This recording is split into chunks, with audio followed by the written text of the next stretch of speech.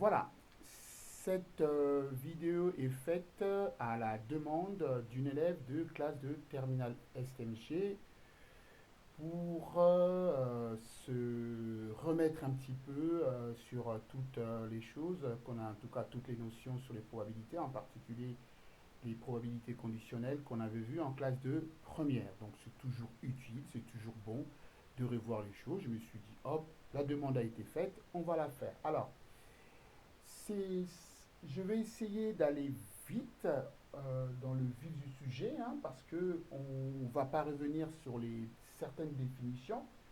On passera rapidement à l'arbre pondéré parce que je pense que c'est vraiment au niveau de la pratique ici qu'il faut faire les choses, et c'est aussi avec cette partie arbre pondéré, ça nous permettra de mieux comprendre, parce qu'elle m'a dit, je ne comprends pas la définition d'une probabilité conditionnelle, ou comment l'appliquer.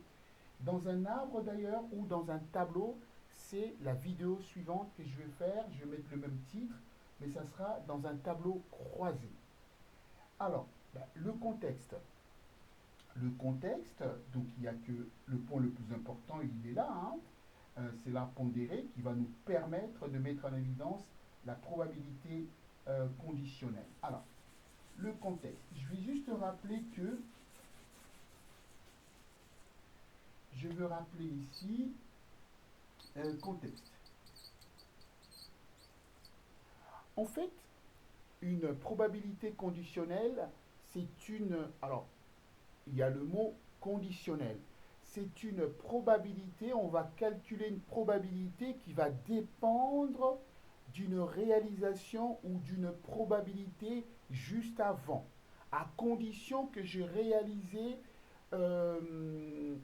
quelque chose avant, d'accord? À condition d'un événement qui s'est passé juste avant. Alors, il y a je vais vous donner directement la formule d'une probabilité conditionnelle qu'il faut essayer de décortiquer, d'apprendre.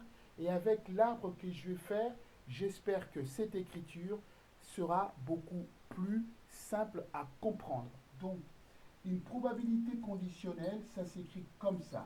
Regardez bien. Je vous donne cette écriture-là, c'est la meilleure pour moi. Sinon, parfois, vous rencontrez aussi celle-là. Celle-là, c'est possible aussi. Ça aussi, ça veut dire probabilité conditionnelle. Mais je préfère celle-là parce qu'elle montre bien ici en indice en bas la condition, d'accord, d'avant. Donc, alors, on peut aussi changer, on peut mettre ça dans l'autre, dans, dans votre livre, en tout cas dans le livre de la classe de première. Ils ont préféré mettre B ici et A là, parce que il y a tout simplement une question de l'ordre alphabétique, d'accord? Je réalise A avant, A vient avant B, donc j'arrive sur B, l'événement B, si l'événement A été réalisé. La formule qu'il faut déjà retenir pour les petites applications, c'est ceci. La probabilité, donc ça, il faut déjà apprendre ça par cœur et puis essayer de décortiquer. Comment on lit cette écriture? La probabilité de B, sachant que A est réalisé. Événement B, événement A avant. Je relis autrement. La probabilité de B, sachant A, ou si A. Si condition, d'accord, si A est réalisé, c'est égal à la probabilité de A et B, l'intersection. On va le voir au niveau de l'arbre, ce que ça va représenter.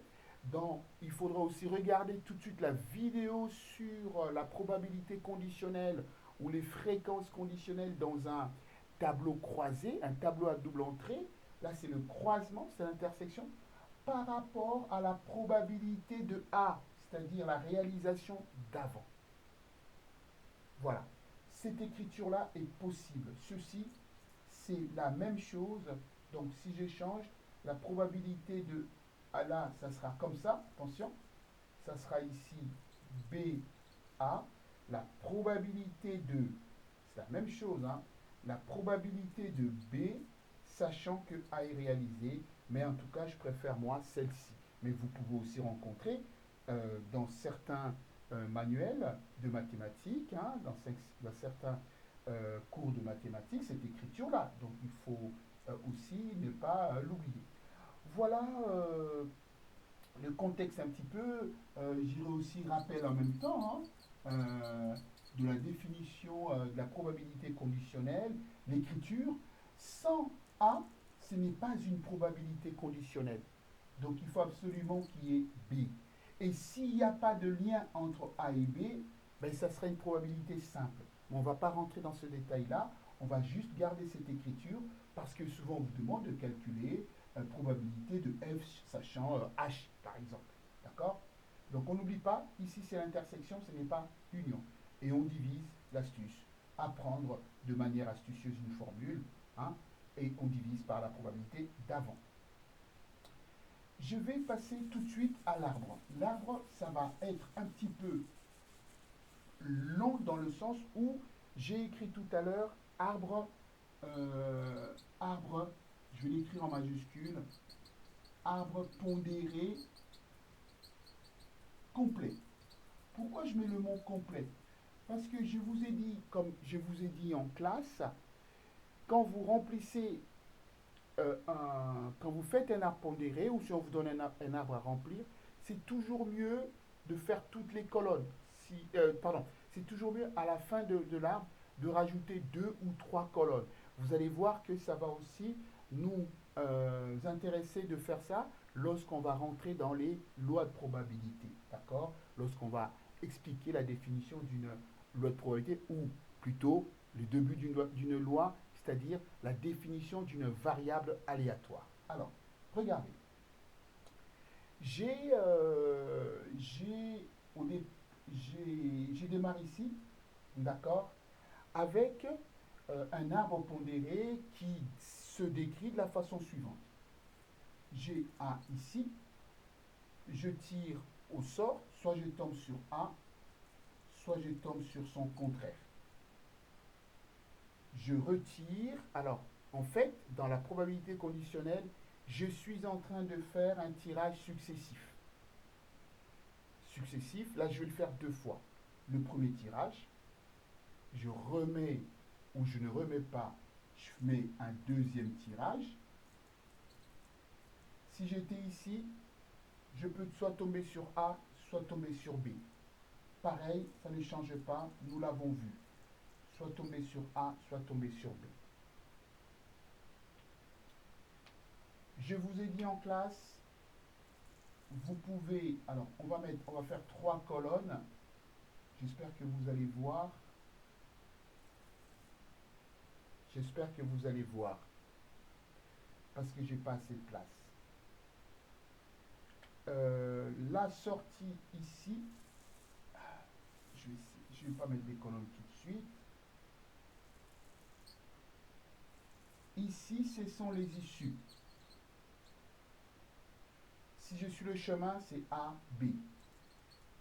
A, B. A, B bar. A bar, B. A bar, B bar. Les sorties en fonction des chemins, il y en a 4. 1, 2, 3, 4. Ici, j'ai marqué issue. L'écriture de la probabilité. L'objectif, n'oubliez pas, c'est de calculer la probabilité. Ici, proba, l'écriture. Et après, ça sera calcul. Ici, calcul. Calcul. C'est probabilité de A et B. Regardez bien. Probabilité de A et B. Probabilité de A et B bar. Ça, c'est l'écriture. Hein. On verra pour le calcul.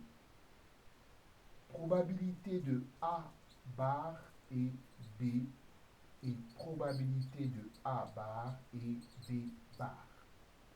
C'est la notation de la probabilité des événements qui sont, des résultats qui sont ici. comment on calcule? Nous avons vu en classe de première que sur chaque branche, écoutez bien, là c'est très important maintenant pour le calcul de la probabilité et pour comprendre la probabilité conditionnelle, sur chaque branche ici, je mets la valeur de la probabilité. Ici, c'est probabilité de A sur cette branche-là. Là, c'est probabilité de A bar. Et là, c'est là que vous ne voyez pas. Là, cette branche, attention, c'est la probabilité de B sachant A. En dessous, c'est la probabilité de B bar sachant A. Ici, c'est la probabilité de B sachant A bar. Et là, c'est la probabilité de B bar sachant, sachant A bar. Et c'est ça la probabilité conditionnelle. J'arrive sur B et c'est ça la probabilité conditionnelle. C'est ça qu'il faut retenir. C'est cette branche-là. Comment j'arrive sur cette branche-là? En passant par A. Donc on va écrire probabilité de B sachant que je suis passé par A.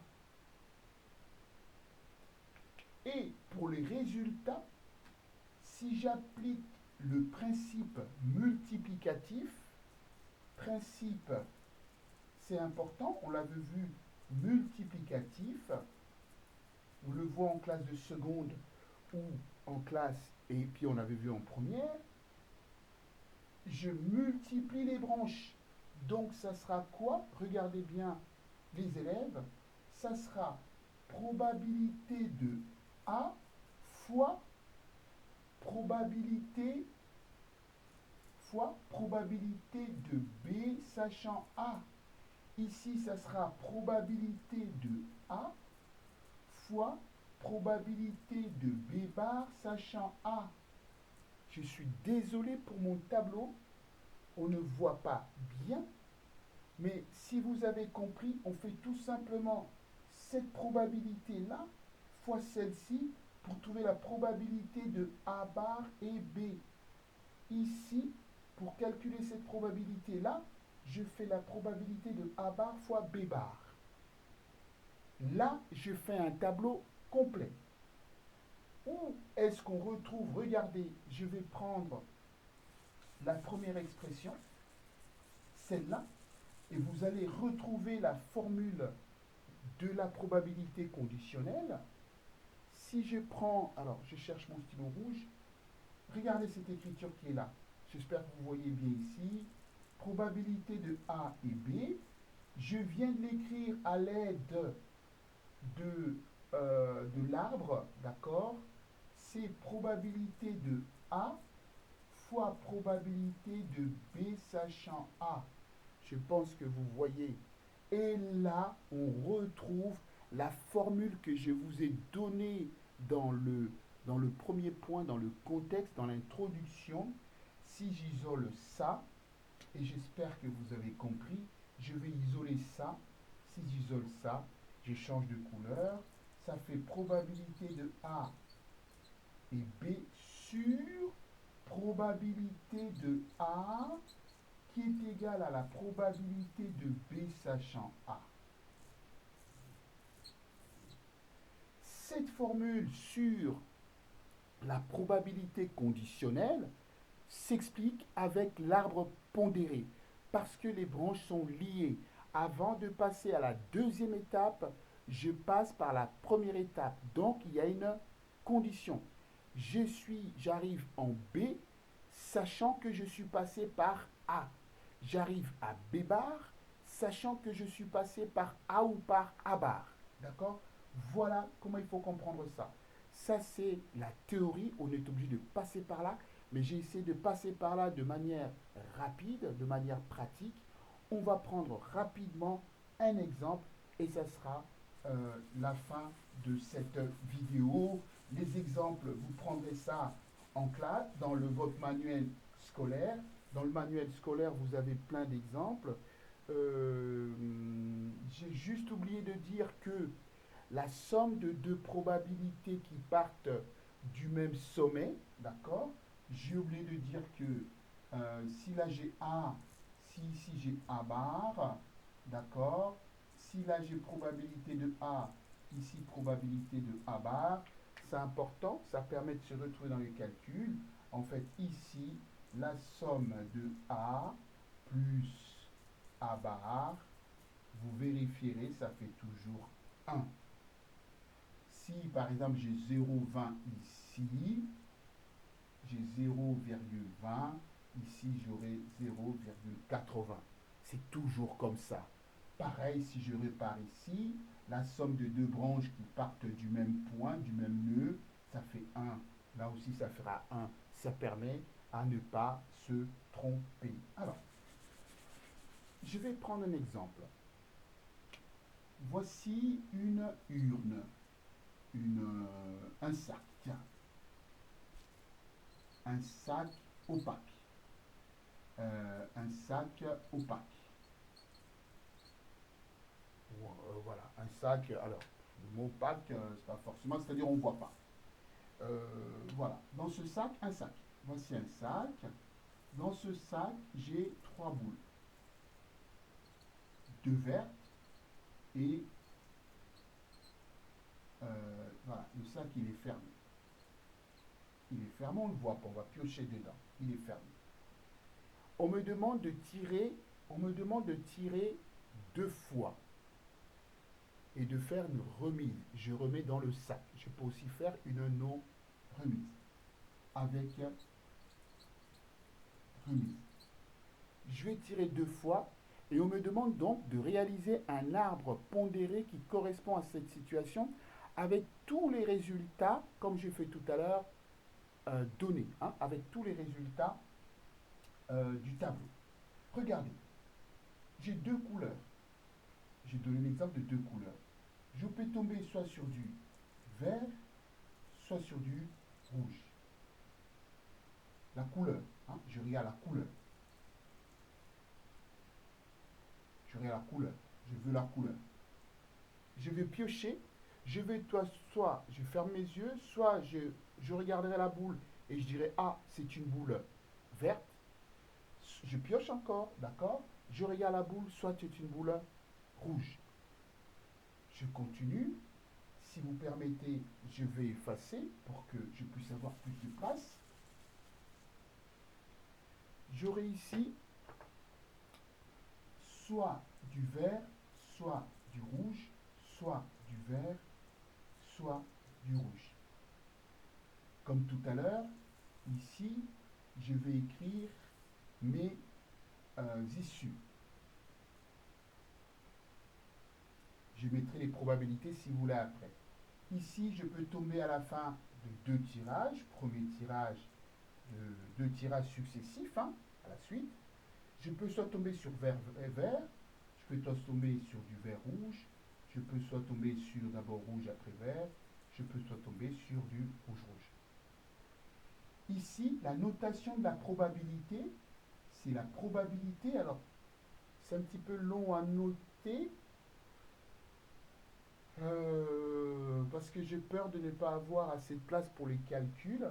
Vraiment, si vous avez de la place, ici, il faut mettre probabilité, notation, ça sera probabilité, je vais l'écrire, après je vais effacer, hein, de V et V, ça sera ça. Ici, ça sera, là c'est la notation, je vais effacer après. La notation de ce chemin-là, probabilité de V et V, probabilité de V et R, d'accord? Je vais effacer après, V et R. Probabilité de R et le symbole inversé de U. U c'est U union, V c'est inter. Et ici, probabilité de R et R. Je vais effacer ensuite pour plutôt mettre après les calculs.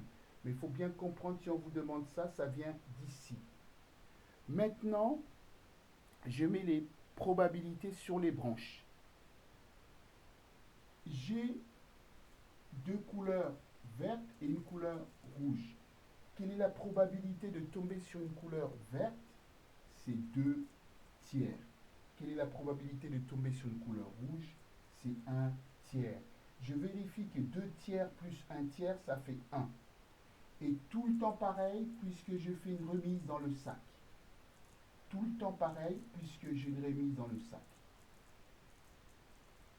Quand j'ai fait ça, il me reste qu'à calculer les probabilités avec le principe multiplicatif. Ça fois ça, ça fois ça, ça donne ça, ça fois ça, ça donne ça, ainsi de suite.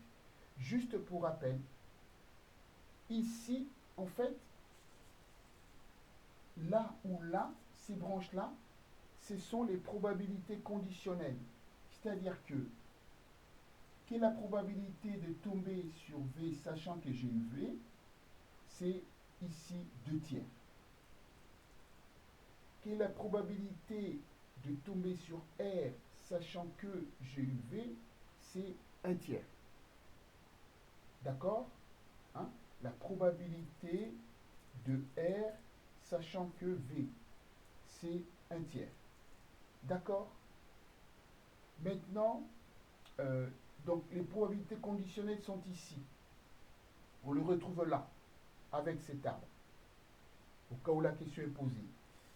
Donc, euh, on peut aussi donc calculer ceci, et je vous ai dit pour calculer ceci, c'est la probabilité, d'accord, la probabilité de V et la probabilité de V sachant V.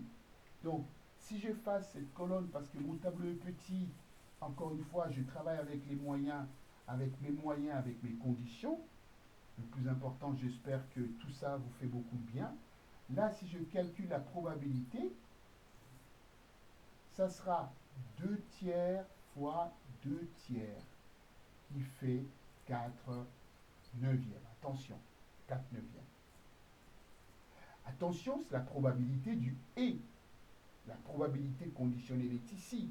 D'accord? Là, je vous fais l'arbre complet, mais je pense que vous avez compris. Là, c'est 2 tiers fois 1 tiers. Ça fait 2 neuvièmes. Ici, pareil, 1 tiers fois 2 tiers. Le principe multiplicatif. D'accord? Et ici, ça fait 1 tiers fois 1 tiers est égal à 1 neuvième.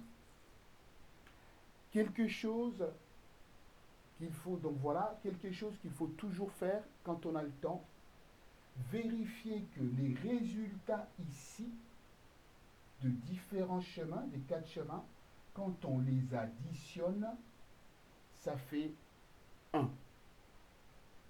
4 neuvièmes plus 2 neuvièmes plus 2 neuvièmes plus 1 neuvième, ça doit, quel que soit l'exercice qu'on vous donne, le problème qu'on vous donne, c'est une façon de vérifier que j'ai bien fait mon travail. La somme est égale à 1. 4, comment on additionne les fractions? C'est même dénominateur, c'est sur 9. 4 plus 2, 6, plus 2, 8, plus 1, pardon, 9. Ça fait 9 sur 9 est égal à 1. Donc, il n'y a aucun souci sur ce travail. Par contre, attention, ici, la probabilité conditionnelle apparaît là. Probabilité de V, sachant V égale à 2 tiers, partout, sur ces branches-là. Parce que pour passer sur le deuxième tirage, je suis obligé de passer par le premier tirage. Et toutes ces branches ici, ce sont les probabilités conditionnelles. Je pense que j'ai rien oublié, en tout cas je l'espère. Si vous n'avez pas compris, ou si vous avez un problème à poser, ou une question que vous n'avez pas compris dans un problème, envoyez-moi par mail la photo de ce problème et j'essaierai de vous aider. Merci beaucoup et j'espère que ça vous a fait du bien, le rappel de ce chapitre en terminale qui normalement a été fait en première. Voilà, merci beaucoup et à très bientôt.